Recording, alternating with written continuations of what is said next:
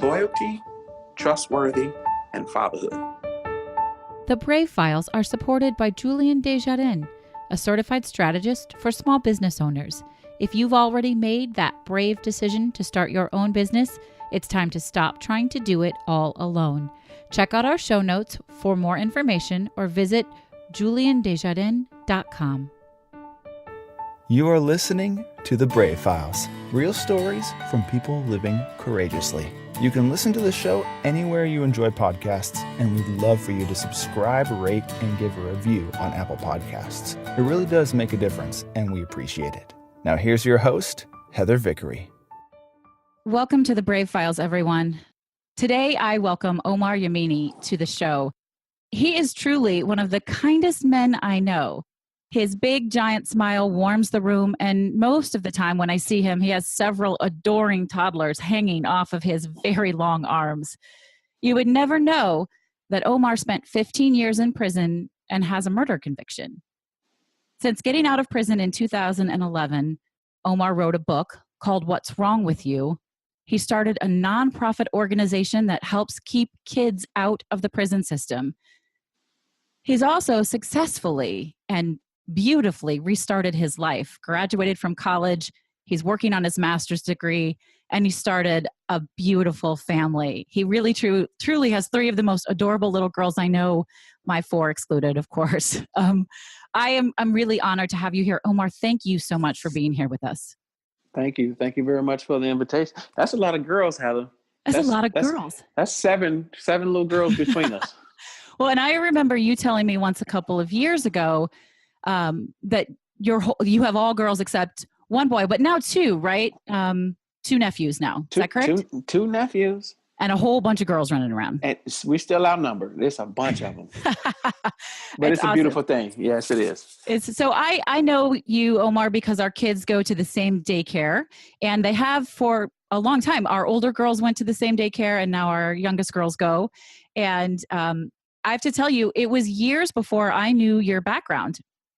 And I was so shocked just because you are such a gentle, kind soul. And it was powerful for me to shift my perspective on what I might have expected from somebody who spent 15 years in prison.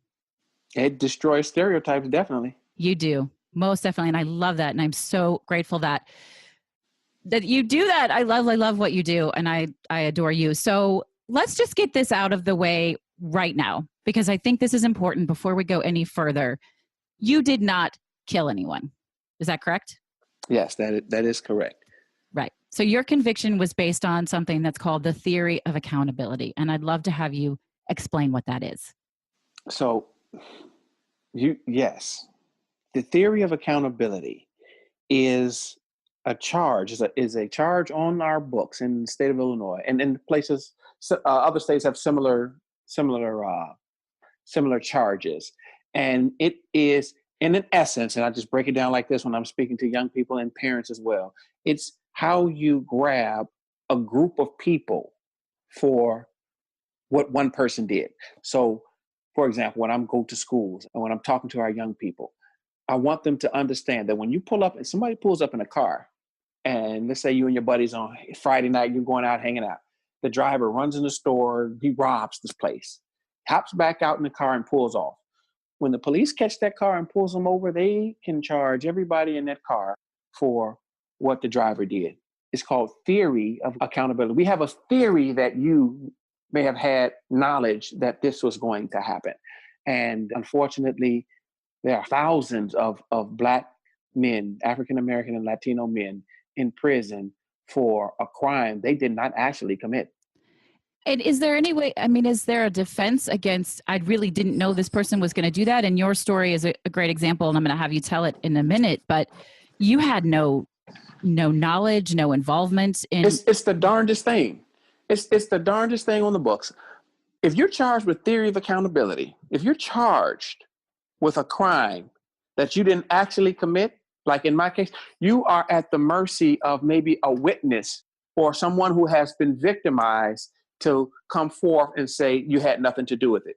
That's difficult when somebody has been hurt. When your friend, a buddy of yours, may have been guilty and come into a store or disrupted a family's peace, they are upset with you. They may not say you didn't have nothing to do with it.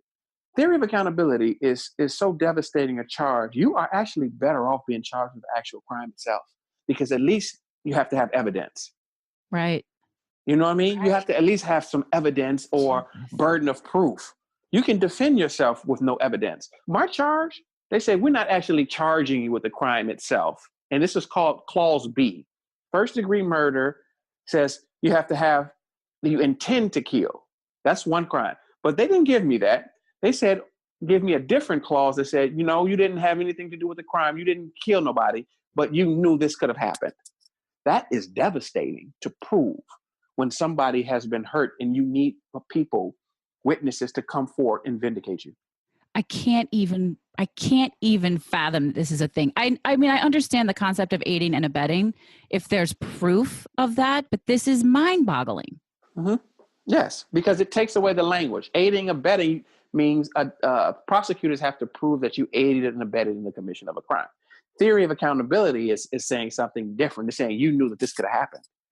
Is this something that anybody is working to change in this state or other states, like to get rid of this absolutely ridiculous charge? Well, there are many people who fight these cases, fight these charges, and you can find that in different advocacy groups about unjust, unfair laws, especially those ones that are extremely targeted towards African American and Latino men. Yes, they are those groups out there, but the voice is not loud enough. Oof, we need to make that voice loud. The voice is not. That law has destroyed that, along with, in my opinion, the Clinton crime bill of the 1990s has boosted mass incarceration in the state of Illinois to the levels that we are dealing with right now. Well, you talk about this a lot in your book, and I don't want to put the cart before the horse. I want you to tell your story. I've seen the documentary 13, and it was incredibly eye-opening for me. And I feel like your book and your story really correlates well with that. So let's go back, and can you tell me a little bit about what happened? Well, I have to start from the beginning because the foundation has to be laid. I'm raised in a two-parent household, African-American family, God-fearing family who valued education. Which I just want to chime in is important. The fact that you continuously tell everybody, and I think it's really important information, that you were raised in a two-parent family, particularly in the Black community. That's not very common. Well, not as it used to be. No, absolutely not in my time. Right. Before it was getting away. Yeah. I'm a 70s baby. Me too. And so it didn't hit as hard as it did in the levels that we know now.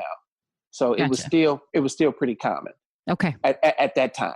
Okay. However, it was pulling, and I had the type of parents who were engaged with my siblings in our activities. There's 6 of us, 3 boys, 3 girls, and I grew up with no juvenile problems, no delinquencies, no arrests, none of that whole thing young people find themselves into. We were athletes and sports and just moving around about.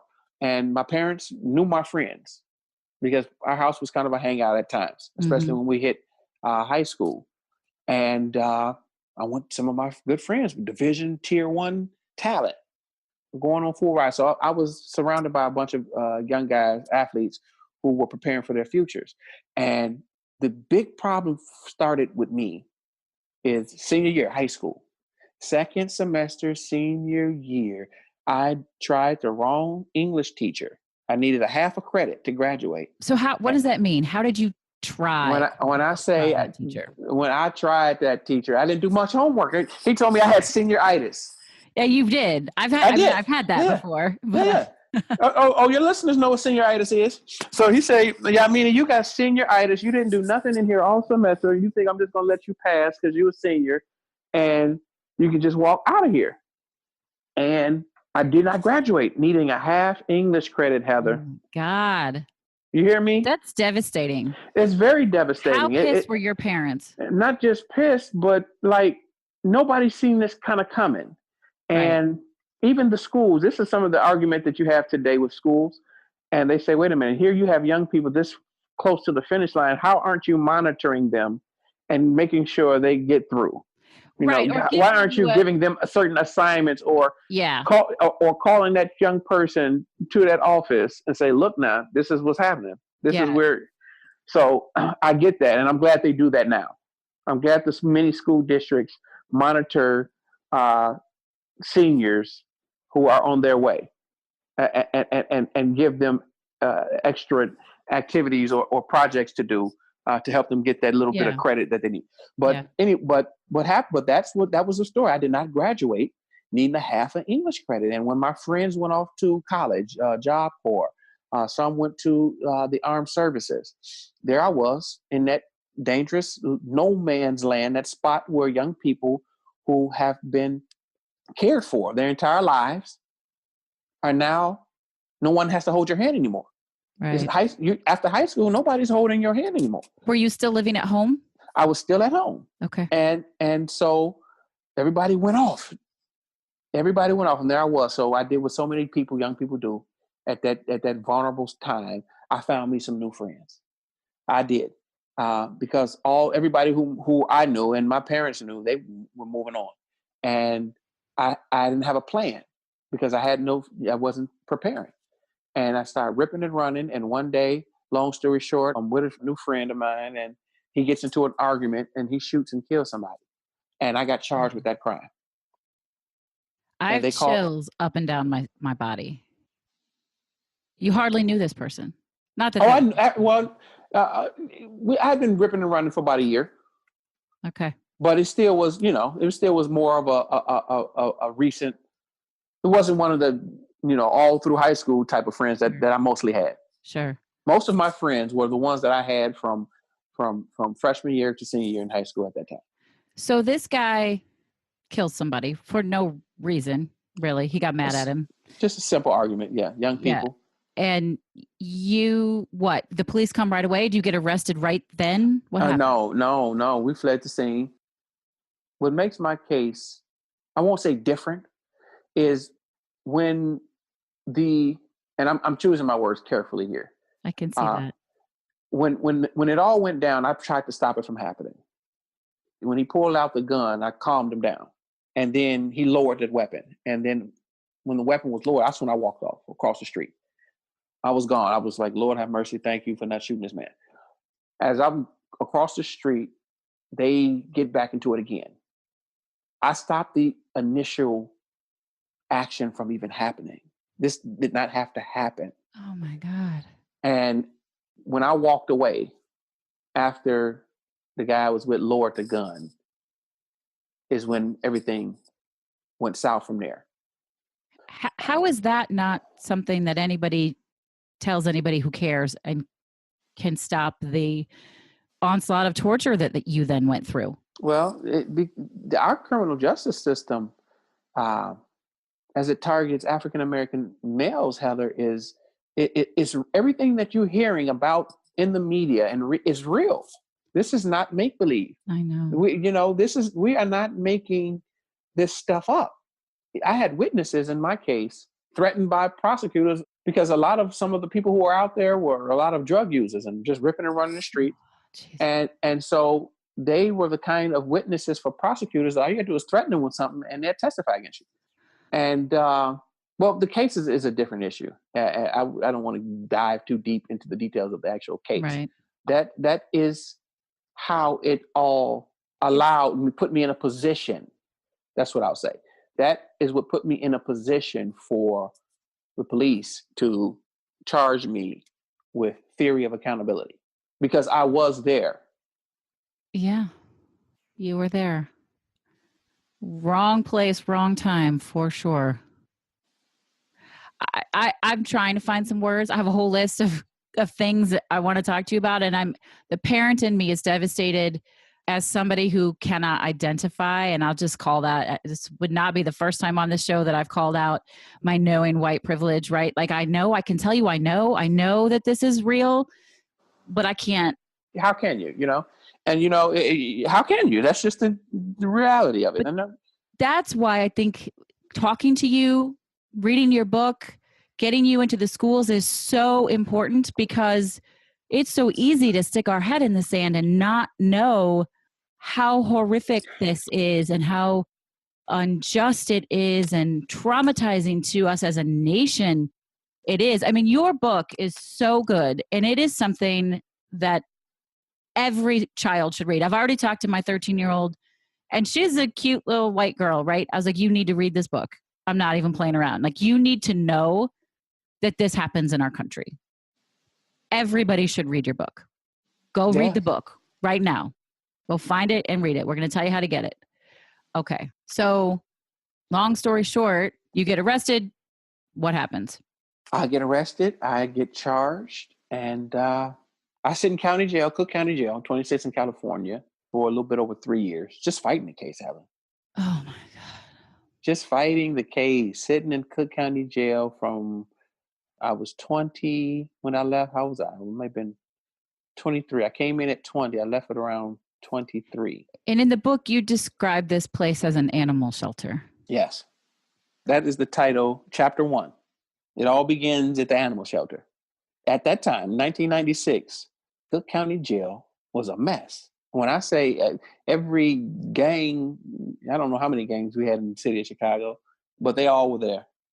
And we had to find a way to coexist amongst each other.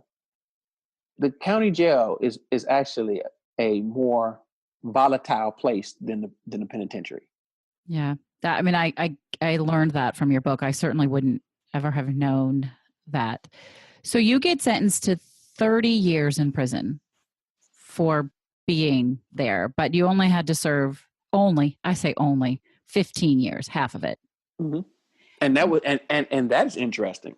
That's his own little interesting piece because Heather, when I was arrested in, was it September? I was arrested just a few months before the law changed in Illinois. Oh, Jesus. Okay. I was arrested when, if for a murder or a violent crime, you had to do half the time, you were allowed to do half the time that a judge sentenced you to.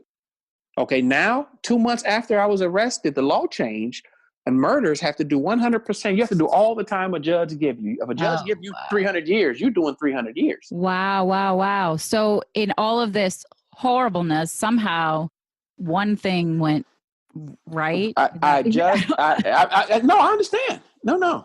Yes, you are absolutely right. Because, to be honest with you, our criminal justice system, in many ways, and how it is utilized, especially against African Americans, not only is it vicious, but it's absurd. And sometimes people, you have to laugh it off because it's kind of difficult to wrap your head around. It's difficult to wrap your head. Difficult. It's difficult.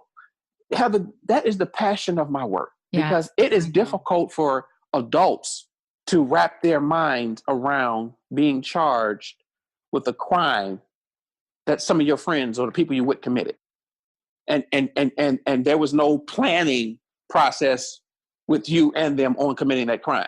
That's theory of accountability. So that's difficult for adults to wrap their mind around, let alone children. So my task is to use this book and these characters and the type of behaviors that they have to put it in their mind, to impress upon their minds the importance of keeping good company. Because theory of accountability, when I tell young people that you can be charged for that, they all reject it. And I have to show them and prove to them, listen, this is why I was in prison. I'm not a teacher talking to you something that I read in the book or it happened to someone else. You are looking and speaking to a credible witness. I am taking you through my story and telling you how I was charged with a crime that doesn't even register in your young 15, 16, 17-year-old mind.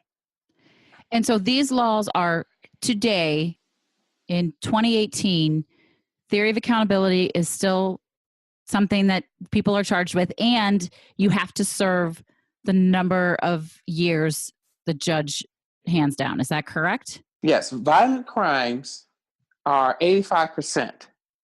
Meaning you have to do 85% of what a judge sentences you to. You get 80. If a judge gives you 100 years, you have to do 85% of that 100 years. Right. For murders, it's 100%. And even if it's theory of accountability and you did not do it. Even for theory of accountability, you have people in prison Heather, It's extraordinary. for serving 50 and 60 and 70 years under these charges, and they have never pulled a trigger. I'm speechless. Or not only have they never pulled a trigger, but they didn't even orchestrate. They're not the masterminds behind the crime. Right. I mean, listen, if there is aiding and abetting, which we've identified is not the same thing, there should be punishment, right? I don't, but somebody like you, it's shocking and devastating, obviously far more devastating to you and your family. But for me to hear that, I can't imagine. So you served 15 awful, brutal years, and people read the book, really. Like, I couldn't put it down. It's important to know this is a really important story. At what point in those 15 years do you decide you are not going to turn into most of the people you're surrounded with? You're not going to let this break you, and you're not going to let it define you. That was the fight. That was the fight from the beginning. But I do remember I had a particular time, a turning point. I did not want the penitentiary to influence me. My fight was to, as much as I can, I know I'm here, I know there's going to be some reshaping, but I do not want this place to influence me. I need to keep that influence as minimum as possible. And I remember I had a turning point in my life, and I just was down on my knees praying. I want to say I was in Mount Sterling, segregation. You got to read the book. Segregation, which is basically solitary-ish. You have to read the book. Yeah. And that was the point in my life when, and I was still young. I may have been in my mid-20s, 25, 26, 27 in there. And I was just like, done. I know. I cannot have any of this. I want no parts. So I had to fight it. And I did that, staying sane by reading and keeping good company with people who had the most sense. Yeah. One thing that I picked up from your book, and that I pick up from you each day when I see you, is you have this really magical ability to find goodness in people. Thank you. Did you know that? Like, you talk about it, right? And you said this person was convicted of this heinous crime, but he wasn't really a bad person. Like, how is that? Because it's real. Yeah. It's real. And it actually motivates me to do what I do with the work. So young people who have challenging behaviors, and let's just call it that, challenging behavior. Some of them are delinquent, because some of them are delinquent, Heather. Yeah. But they're children, and everything that they're doing in their lives at this age, we're talking adolescents here. We're talking a 12, 13, 14-year-old. Those are the ages that I work with in middle school and high school. But we're dealing with a person who has been on earth 13 years. Less time than you were in prison. Exactly. Yeah. Just breathing 13 years. They don't know nothing but what they learned under their parents' or guardians' roof. Nothing is their fault. However, they have some of these behaviors. And because they're still young, we can reach right into those young people and find their goodness in them that's still in there, because they're too young for it to be gone. They don't have the burden. Some of them have been burdened by some tragedies, but we can still reach to those young people and bring that goodness out of them. So at what point, was it while you were in prison or after you got released in 2011, did you say, I have a mission. I have to write a book. I have to tell this story. I have to try and save these kids? Well, if you read the book, you can tell I'm just kind of on mission in prison. Yeah. I mean, I picked that up. Yeah. That's the answer. I was actually I didn't know how. Now, I would say that. I knew what I wanted to do. Right. I didn't know how I was going to do it. So I basically do, you know what I do, Heather? The work I do out here. But why don't you tell everybody else? The work I do out here what I did in prison. That's what I do. We would keep some of those younger guys with us, working out, hanging out, having intelligent conversations. We're not talking about other people's money. We're not talking about them women and disrespecting them. No, you can go hang out with those guys and do all that. It's enough of them in this prison for you to find any group and have those kind of conversations with. We doing something else over here. We preparing for our futures. We some of us have lived lives that led us here, and we'd be damned if we are going to go home in that same condition. So you go into the schools, you have a presentation, a pretty in-your-face, shocking one. You want to explain what you set up and what you teach these kids? No, go ahead. You tell it. I'm not going to tell your story, but I know you guys, there's video on our show notes. You have to check it out. But Omar, you have a prison cell that you take and you set up, and it has all the things that you had, which isn't much, in your prison cell. And how large is this prison cell? Well, this cell that I use in my presentation is a 10 by 10. I use the 10 by 10 because when I was in Menard, maximum security prison, in the West Cell House, that was a large cell, and people could move around a bit. But those cells are smaller than that. Okay, I've been in cells where I could touch the walls from fingertip to fingertip. Right, but, and you're a big man, but that's still a really small room. Yeah, and so the purpose of that prison cell is to give our young people, our students, a visual of the conditions that produces that subhuman culture that is just one day released home to the families, to the streets, to the communities. Right. People, and expected to just re-entry. And expected to contribute to a world that didn't exist, with no education, no work skills, no work ethic, no social skills, no communication skills, and men have absolutely no idea how to interact with women and children. We take people, we put them in the cage that, where we live in this township we live in. People have spaces for their dogs bigger than absolutely the prison cell. These prison cells are bathroom-sized living spaces. I want your listeners to have that image in their mind. Think of your bathroom in your home, clear it out, take everything out of there, and put a bunk bed in there, and for you and another person. Matter of fact, take everything out except the toilet.